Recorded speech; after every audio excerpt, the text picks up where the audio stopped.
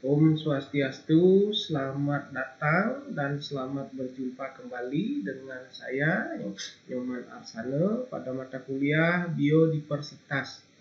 Pada hari ini kita akan berdiskusi tentang tema kepunahan spesies. Spesies yang ada di dunia beberapa telah mengalami kepunahan seiring dengan perkembangan bumi saat ini. Sekali satu spesies itu punah, maka informasi genetik yang unik yang terdapat pada materi DNA-nya serta kombinasi sifat yang khas yang dimiliki oleh spesies itu maka akan hilang selamanya. Jadi sekali lagi, sekali spesies itu hilang, maka semua informasi yang terkandung di dalam spesies itu akan hilang. Karena itu spesies ini perlu untuk dikonservasi. Punah itu apa sih? Punah itu suatu spesies itu dikatakan punah jika pertama tidak ada satupun anggotanya yang masih hidup di dunia. Misalnya adalah jenis Panthera tigris balica, ini telah dikatakan punah dan sama sekali tidak ada anggotanya yang hidup di dunia. Kemudian juga satu jenis rusa yang ini oleh IUCN telah dicatat sebagai spesies yang sudah hilang, tidak ada lagi di dunia ini. Kemudian bisa juga satu spesies itu telah dikatakan punah jika satu spesies hanya ditemukan di perkebunan, di penangkaran, atau terdapat sebagai populasi lain yang hidup di luar habitat aslinya.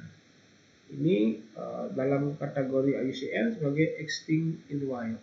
Jadi punah di alam, tapi di tempat lain masih bisa ada. Seperti jenis tumbuhan inilah Abuliton pitcairnense, ini telah dikatakan satu spesies yang sudah tidak ada lagi di tempat aslinya.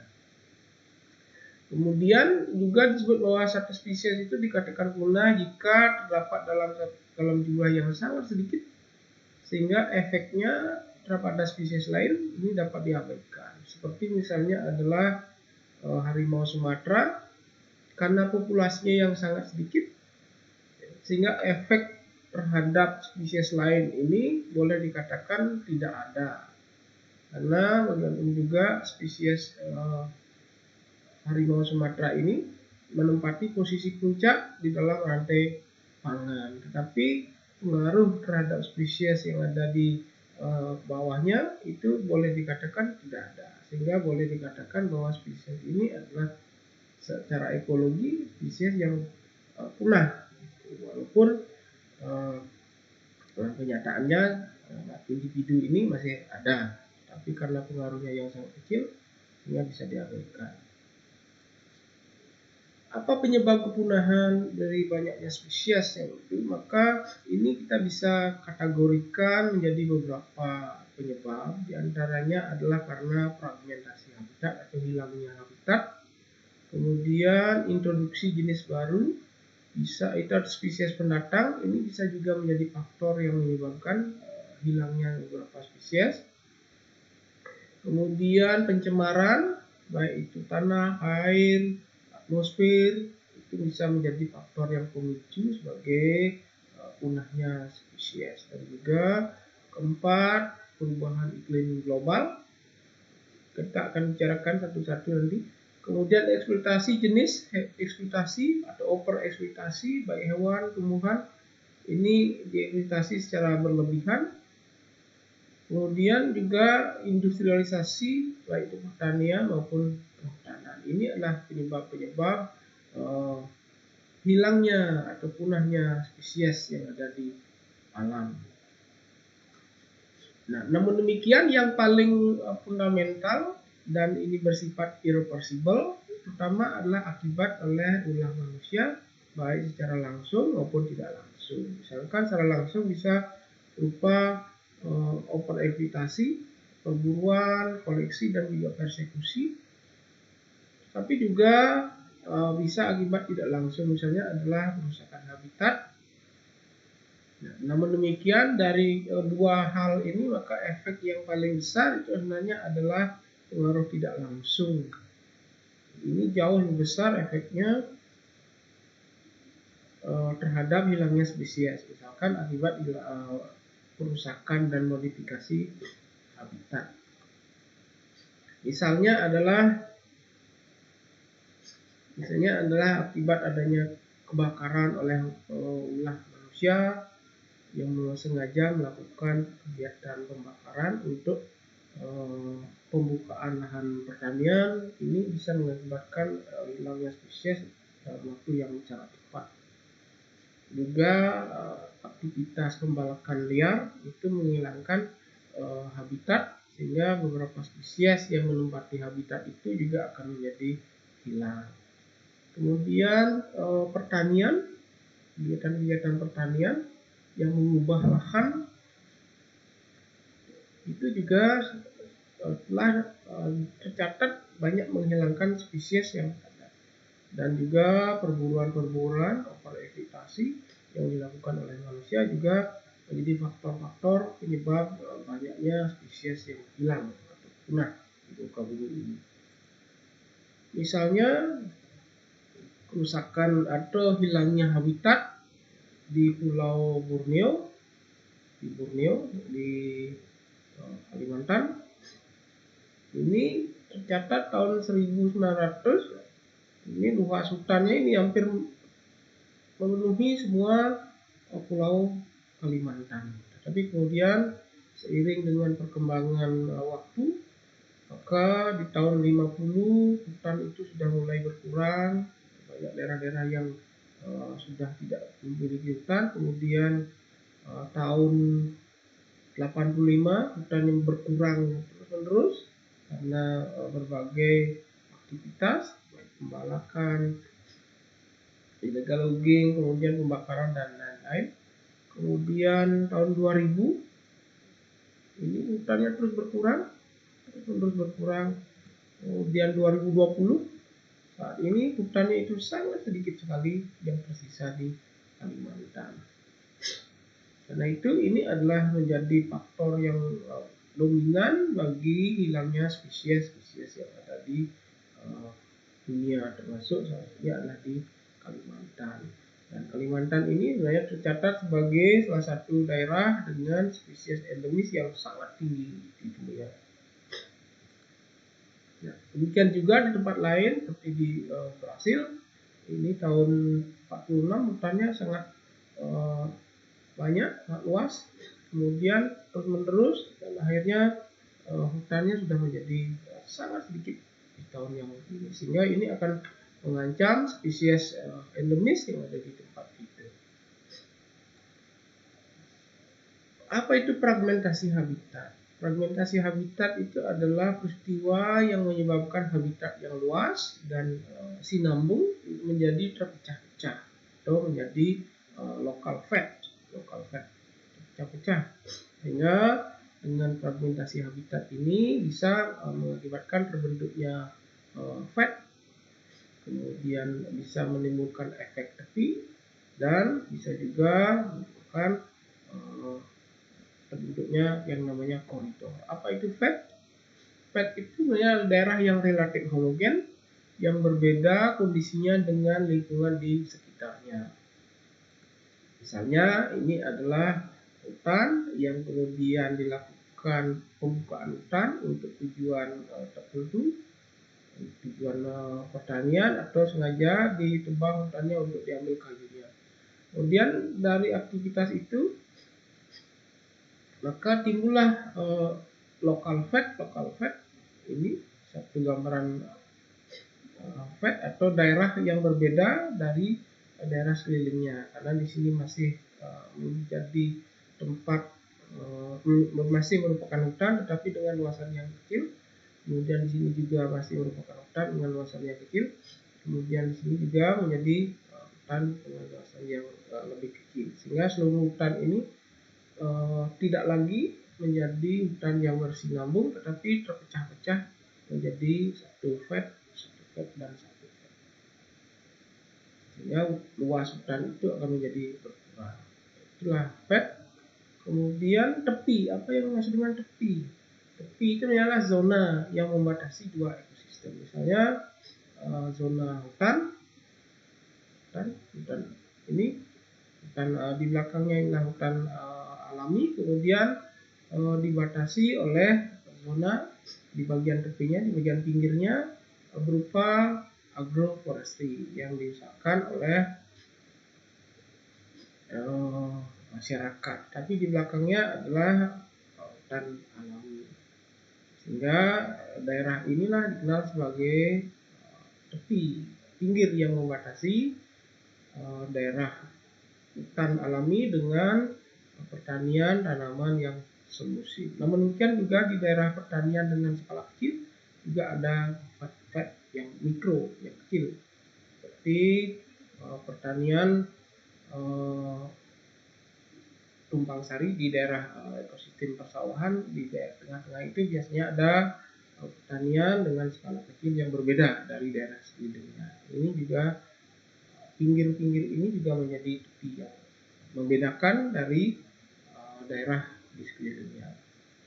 Pada daerah tepi ini memiliki kondisi lingkungan, misalnya cahaya yang masuk yang berbeda dengan pet yang ada di bagian dalam. Jadi cahaya yang masuk ke dalam hutan alami ini akan menjadi berbeda karena dihalangi oleh daerah tepi. Di tepinya ini akan mendapatkan penyinaran yang lebih banyak, tetapi di daerah tengah akan kurang mendapatkan penyinaran, sehingga intensitas cahaya akan menjadi lebih rendah di dalam hutan.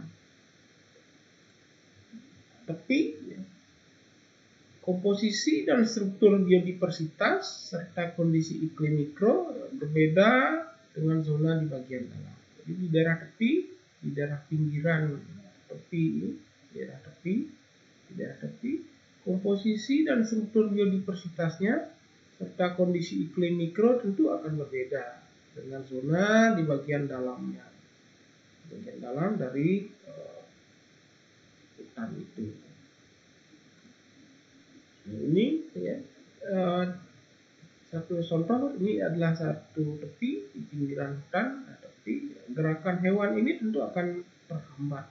Jadi hewan di daerah ini tidak akan berani untuk keluar melewati daerah yang terbuka itu, sehingga gerakan hewan akan terhambat. Dengan demikian maka sebaran biji akan menjadi terhambat, kemudian reproduksi juga akan menjadi terhambat, karena pada hakikatnya banyak hewan-hewan yang juga mempunyai peran dalam penyebaran biji-biji tumbuhan untuk mendistribusikan biji-biji ke tempat-tempat lain. Tapi kemudian karena terbuka, karena dilakukan fragmentasi habitat, pembukaan habitat, maka daerah ini akan menjadi pembatas bagi sebaran dari hewan, dan juga akibatnya juga akan mengakibatkan terganggunya sebaran dari tumbuhan akibat tidak adanya hewan yang membawa biji bagi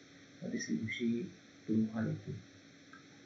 Kemudian koridor itu sebenarnya adalah zona kecil yang memanjang yang menghubungkan dua habitat, di mana kondisinya akan berbeda dengan kondisi kedua habitat yang dihubungkan. Misalnya hutan alami ini dihubungkan oleh lahan pertanian semusim oleh sebuah agroforestry.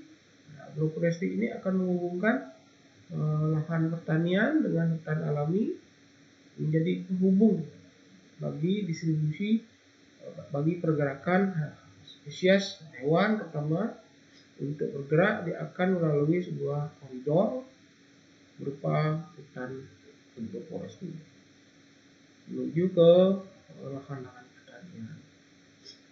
Di agroforestry ini banyak zona kecil yang memanjang yang menghubungkan dua habitat, yaitu habitat pertanian dengan pertanian semusim dengan hutan alami dihubungkan oleh koridor. Ini juga satu contoh koridor yang sengaja dibuat. Hutan ini hutan yang sinambung, kemudian dilakukan pembukaan untuk membuat sebuah jalan kereta api. Kemudian karena disekat di fragmen dan ini, maka gerakan hewan ini akan menjadi terganggu. Untuk mengatasi itu maka dibuatlah sebuah koridor yang bisa menghubungkan kedua tempat ini sehingga hewan itu bisa bergerak dengan aman tanpa terganggu oleh adanya aktivitas kendaraan kereta api yang membelah hutan itu. Inilah disebut sebagai koridor. Kemudian pada setiap local fact itu, spesies ini akan menggunakan sumber daya untuk membentuk sebuah relung atau niche. Sehingga local fact itu dapat mendukung beragam spesies. Jadi walaupun fact itu terbentuk, tapi ada kalanya spesies itu akan bisa beradaptasi dan menggunakan sumber daya di dalam local fact itu sehingga akan membentuk satu relung yang berbeda dengan fact yang lain, sehingga kadang-kadang local fact itu dapat mendukung beragam spesies yang ada di masing-masing fact, karena masing-masing fact akan memiliki spesies yang berbeda. Apa itu relung ekologi? Relung ekologi pada prinsipnya ini adalah terminologi yang lebih eksklusif yang tidak hanya meliputi ruang tempat yang ditinggali organisme, tapi juga perannya dalam komunitas itu. Misalnya apakah dia menduduki jenjang tropik pada tingkat konsumen pertama, konsumen kedua, dan juga konsumen ketiga. Dan posisinya bagaimana pengaruhnya faktor lingkungan, misalnya temperatur, kemudian kelembaban, pH tanah, dan kondisi lain yang ada. Jadi dengan demikian relung atau niche itu sebenarnya adalah tidak hanya menunjukkan habitat di mana spesies itu berada, tapi juga bagaimana kedudukan dalam rantai pangan, apakah dia berfungsi sebagai produsen, herbivore, karnivor, karnivor 1, kedua, dan seterusnya. Dan bagaimana pengaruh faktor lingkungan terhadap spesies tersebut. Jadi dengan kata lain,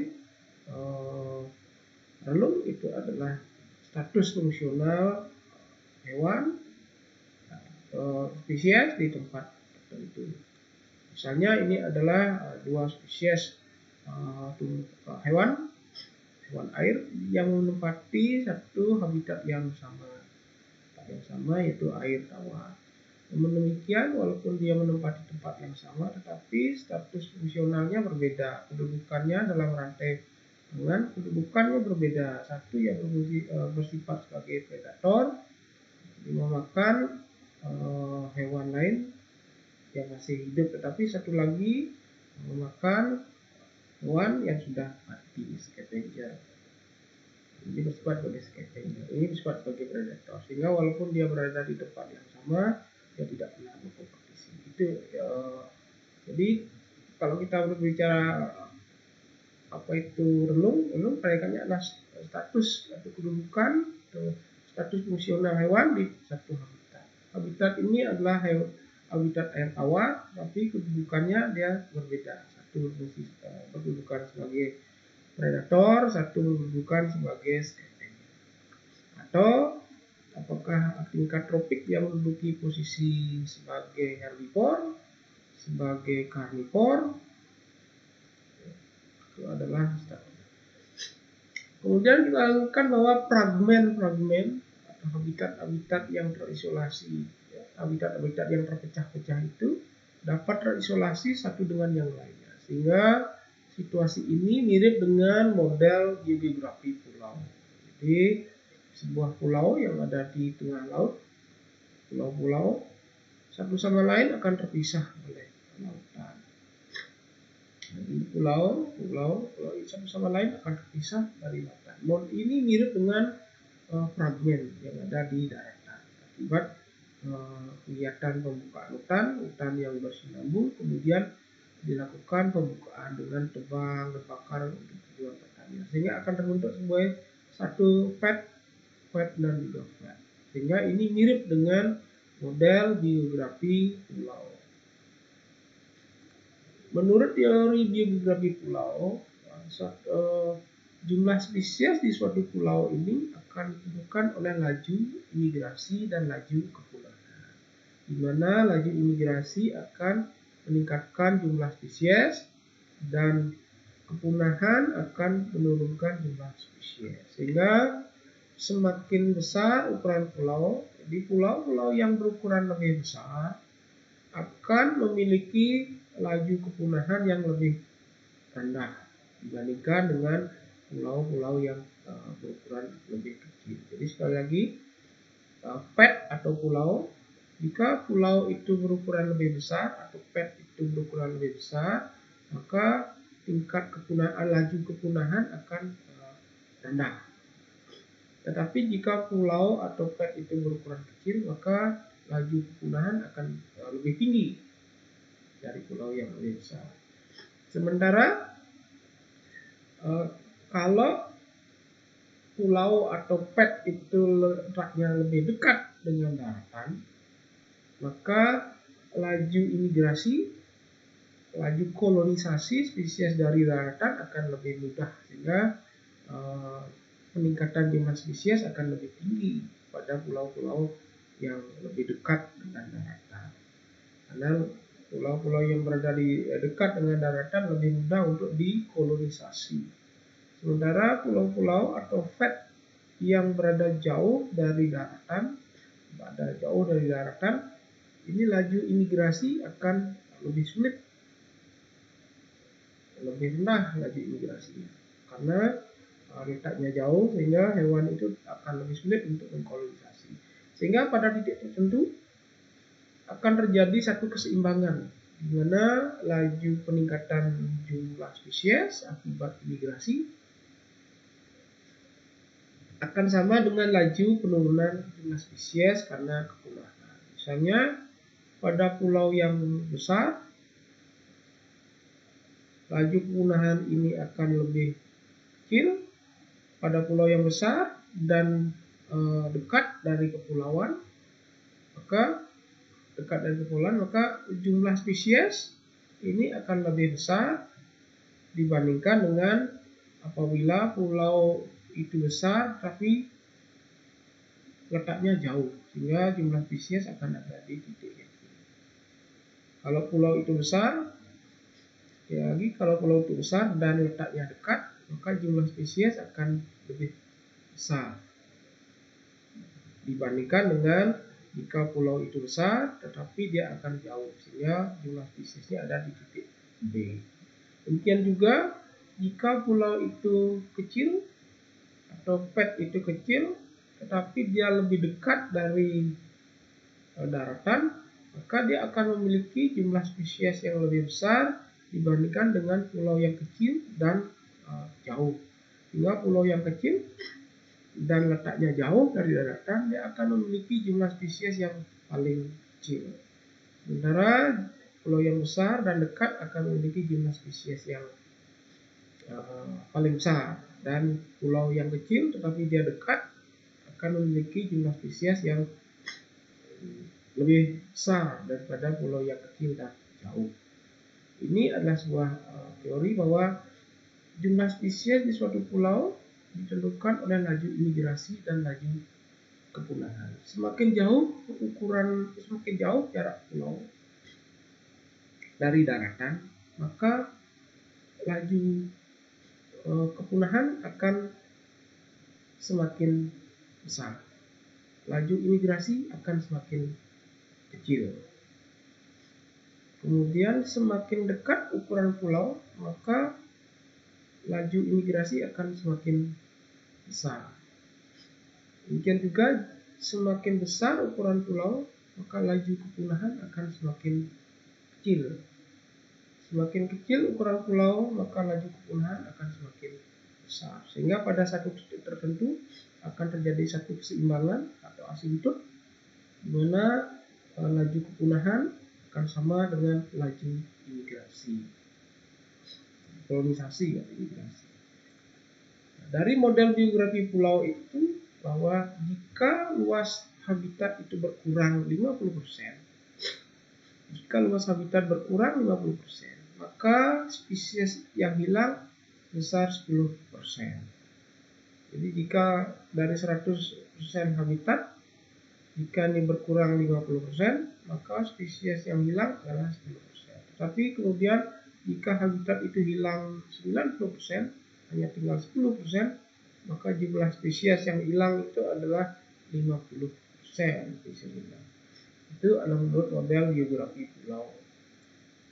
Demikian juga semakin besar ukuran pulau, maka jumlah spesies akan semakin besar. Misalnya ukuran pulau yang hanya 10 mil persegi, dia akan memiliki jumlah spesies yang lebih kecil dibandingkan dengan ukuran pulau 10⁴